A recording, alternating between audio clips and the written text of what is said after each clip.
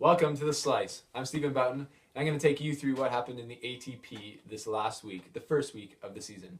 There was 3 tournaments. There was one in Doha, and one in Brisbane and Chennai, India. In Doha, Djokovic and Murray played in the final, with Djokovic coming out on top. After the victory, Murray was quoted in saying that he was happy that he lost, even though he's frustrated because he felt that it helped him for the Australian Open, which is upcoming. And Djokovic actually had a pretty easy route to the final. I think the first 3 guys he played probably had a combined age of 400. But nonetheless, it was an amazing final and a great way to start off the season.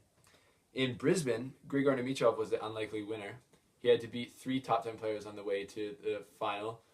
And, you know, when he came into the tour, he was minted, or he was called the young Federer or the baby Federer because of his playing style, the single-handed backhand, and he kind of looked like him. But he had a tough year last year, and this was the best possible start he could ask for in 2017.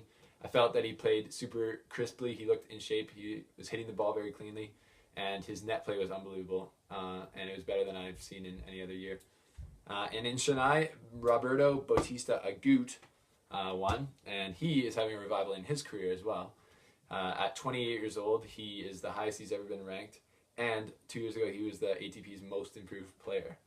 So that's pretty interesting. But the big news is from the big man, Roger Federer. Participated in the Hopman Cup in Perth, Australia, which I've been to. But it's kind of like a warm-up tournament for players before the Australian Open that doesn't count for points, so it's not going to hurt their ranking or help it. And he played 3 matches. He beat Youzhney, who's a good competitor on the tour, in straight sets, and he beat another Australian in straight sets, and then he lost to Alexander Zverev, who's one of the young guns on the tour. He lost to him, but it was a tight match, and he actually lost to him last year, so it's not that surprising. Alexander Zverev's ranked high, and Federer's coming off injury.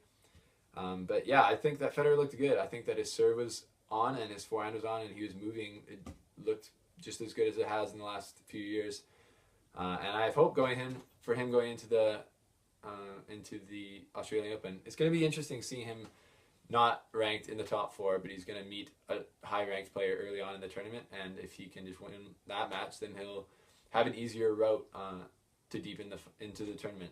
Because I truly believe he can get his 18th Grand Slam this year. I think this is the year, and he's going to get it. So that's been the slice for this week in tennis. If you like more videos like this, subscribe down below, because I'm going to be posting weekly updates of what's happening around the ATP and just my opinion on tennis as it happens. See you next time.